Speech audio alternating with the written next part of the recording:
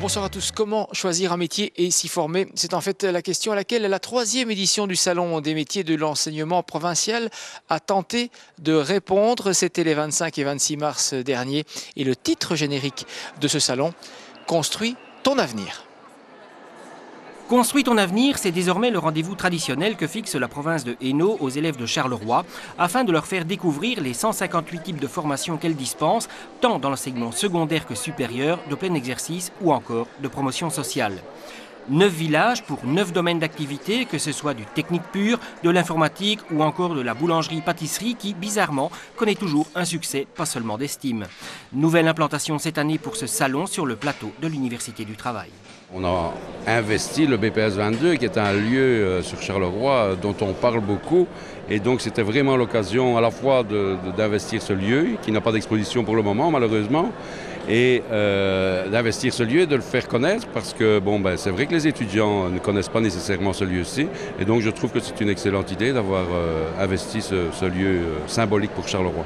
Depuis 2 ans aussi, la province de Hainaut s'est associée à la ville de Charleroi dans un souci de complémentarité des formations. C'est toutes les écoles à partir de l'enseignement spécialisé, l'enseignement technique, l'enseignement supérieur, promotion sociale, mais également on a accueilli l'enseignement de la ville de Charleroi, puisqu'il y a des métiers que l'on n'organise pas à la province de Hainaut, qui sont organisés par la ville. Et donc ce qu'on veut, c'est permettre aux jeunes qu'ils viennent de n'importe où, de pouvoir choisir le métier adéquat à ce qu'il a envie. Il y a des métiers vraiment en pénurie, tout le service infirmier, les chauffeurs poids lourds, tout ce qui est informatique, malgré tout, on n'en parle pas beaucoup, mais bon, tout ce qui est informatique, c'est encore en pénurie.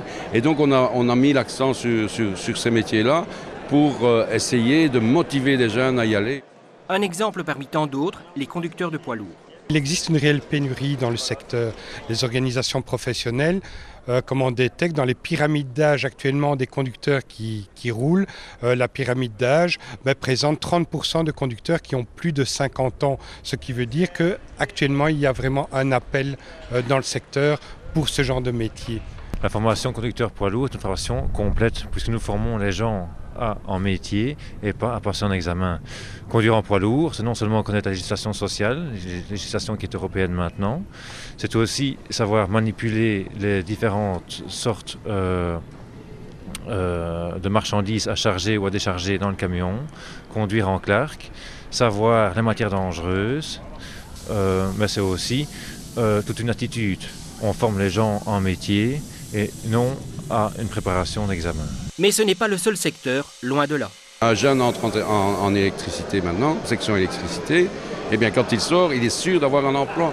Il y a des métiers comme ça qui sont vraiment en pénurie et il faut le faire savoir, parce qu'autrement, à côté de ça, nous avons des sections people où il y a énormément d'élèves et quand ils sortent, il y a la moitié qui sont au chômage. Donc on essaie de le montrer aux étudiants vers où ils pourraient se guider pour avoir de l'emploi à la sortie.